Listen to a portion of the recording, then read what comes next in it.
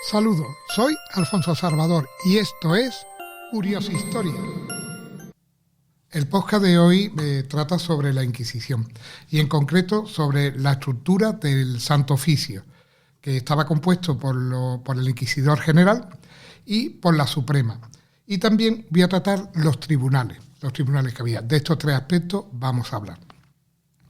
El aparato central, el Inquisidor General. Bien, a la cabeza del aparato inquisitorial se encontraba el Inquisidor General, nombrado directamente por el rey y ratificado por el Papa en virtud del regio patronato. El primer Inquisidor General fue el dominico Tomás de Torquemada, prior del convento de Santa Cruz de Segovia, que ejerció como tal desde 1483 hasta su muerte en 1498. Hay visiones variadas. En concreto, para uno era una cosa, para otro otra, pero la visión es muy, muy variada. En concreto, vamos a hablar de la visión que tenía Juan Antonio Llorente, un historiador, ¿no? Para él, primero, abro comillas, 10.280 víctimas que murieron en llamas, 6.860 que hizo quemar en esfinge por muerte o ausencia de personas y 27.321 que castigó con infamia, confiscando sus bienes, cárcel perpetua o inhabilitando para el empleo con título de penitencia. Todas las tres clases componen 114.401 familias que se perdieron para siempre, lo cual, teniendo en cuenta la demografía que había en España, es mucho. Bien, un escritor anglosajón, Wells, tiene una opinión totalmente diferente. Para él, Torquemada pues era una especie de hombre muy centrado, hombre que ayudó mucho a los reyes católicos, tanto a Fernando como a Isabel, y que tomó aquello como si lo hubieran nombrado por una cosa divina, o sea, que lo tomó con mucha piedad y que incluso que, según pensaba este historiador, habría que canonizarlo. Este lo ve desde un punto de vista totalmente diferente. Bien. Los sucesores de Torquemada serían eclesiásticos de carrera casi siempre brillante. Desde finales de 1498 a los últimos años de 1506 fue inquisidor general Fray Diego de Deza, dominico arzobispo de Sevilla y maestro del príncipe Don Juan. Le sucedió de 1507 a 1517 el cardenal Cisneros, conocido por todos, cuyo protagonismo político es bien conocido. En marzo de 1518 subiría al cargo el cardenal Adriano, arzobispo de Tortosa. Este cardenal llegaría a papa en 1522. El cardenal don Alfonso Manrique, arzobispo de Sevilla, don Juan Pardo de Tavera, arzobispo de Toledo, el cardenal Loíza, obispo de Osuna y Sigüenza, don Fernando Valdés, arzobispo de Sevilla, Diego de Espinosa, obispo de Sigüenza y tantos otros, no supieron o no quisieron desmarcarse de la órbita del poder político a las que sirvieron con eficacia, siguieron la tradición de Torquemada todos estos. Valdés, Espinosa, Quiroga, Niño de Guevara, en el siglo XVI. Acevedo, Sandoval, Pacheco, Zapata, Sotomayor, Arce, Sarmiento y Fernando de Córdoba en el siglo XVII. Procedían del Consejo de Castilla o del Consejo de Estado, lo que nos permite reafirmar la íntima relación entre el poder político y los inquisidores.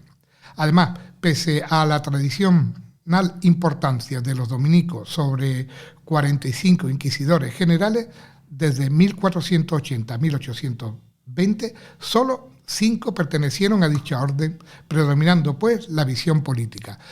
Los dominicos tienen mucha fama de haber sido inquisidores, pero solo fueron 5 en total los que ocuparon ese puesto.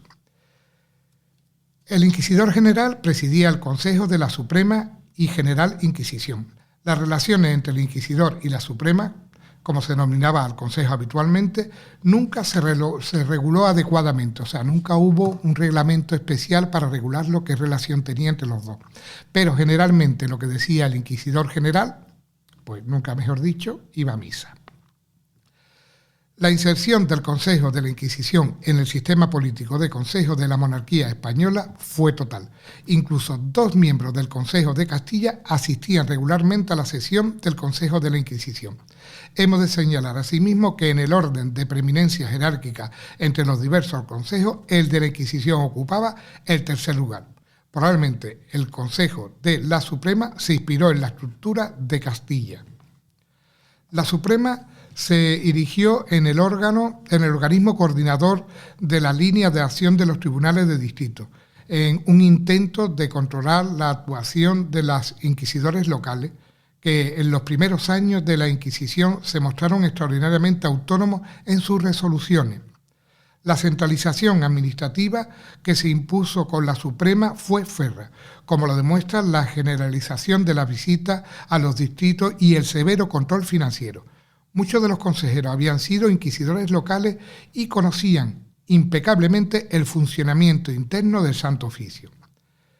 El Consejo juzgaba las apelaciones de causa, arbitraba las situaciones de votos discordantes en los procesos más importantes y se ocupaba de los delitos cometidos por funcionarios del Santo Oficio.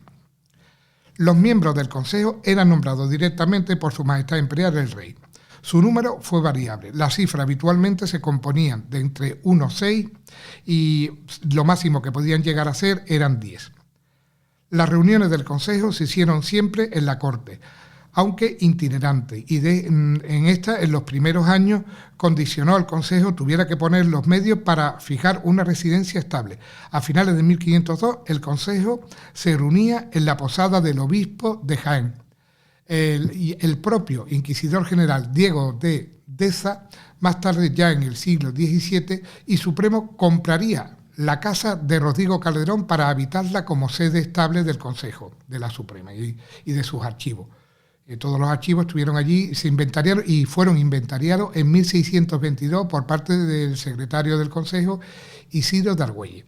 Las sesiones de la Suprema tenían lugar todas las mañanas durante los días que no eran festivos, durante 3 horas. Y por la tarde eran los martes, jueves y sábados, 2 horas por la tarde. Por la mañana se trataban las cuestiones de fe y por la tarde se ocupaban de los pleitos públicos y de los casos de sodomía, bigamia, hechicería y superstición. Los viernes se analizaban las informaciones sobre limpieza de sangre y desde 1633 se dedicaron al control de la hacienda. Bien, y ahora vamos a dar paso a los tribunales de distrito. La centralización del aparato inquisitorial hace necesario una estructura administrativa que garantice su presencia constante para la solución inmediata de los múltiples problemas planteados en la amplia geografía que abarcaba.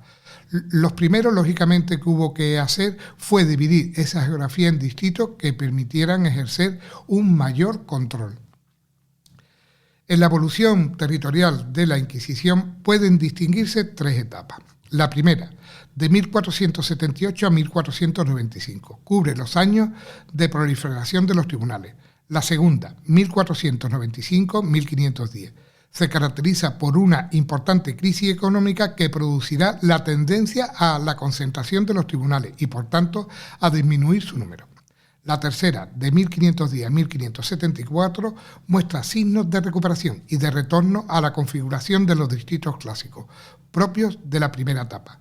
Los primeros tribunales se constituyeron en 1482 y fueron los de Sevilla, Córdoba, Valencia y Zaragoza. Los primeros años.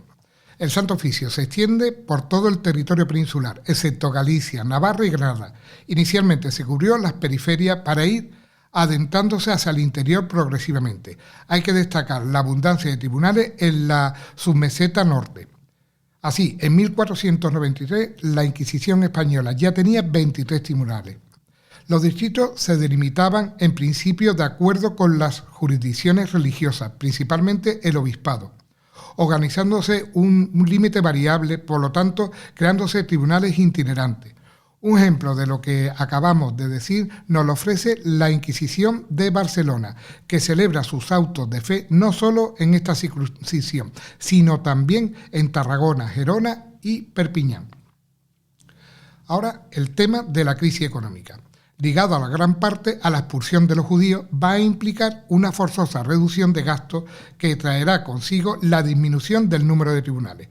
En 1502, tras una serie de progresivas concentraciones territoriales, 6 tribunales son reducidos y uno correspondiente al inmenso distrito de Valladolid, que abarcará ahora los primitivos distritos Valladolid, León, Burgos, Salamanca, Ávila y Segovia. También el Tribunal de Jerez será absorbido por el de Sevilla, y Cuenca y Sigüenza.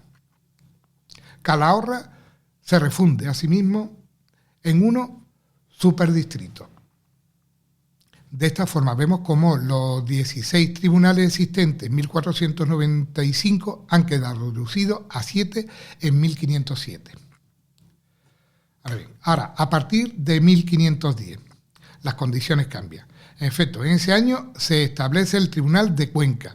En 1512-1513 se crea el de Navarra a raíz de la ocupación de este reino. En 1521 se atribuye definitivamente a Orihuela el distrito de Murcia, sustrayéndose al de Valencia, y a la vez que el obispo de Calahorra pasa a depender del Tribunal de Navarra y el de Sigüenza cambiará a Toledo y a Cuenca. En 1524 el obispo de Ciudad Rodrigo pasa a Valladolid, a Extremadura, Llerena. En 1526 se crea el de Granada, desmembrándose el Tribunal de Jaén entre Granada y Córdoba. En 1574 se crea definitivamente el Tribunal de Galicia, tras los intentos fallidos en 1520 y 1561. Añadamos que en 1569 se crea el Tribunal de Lima y México, en 1610 el de Cartagena de India.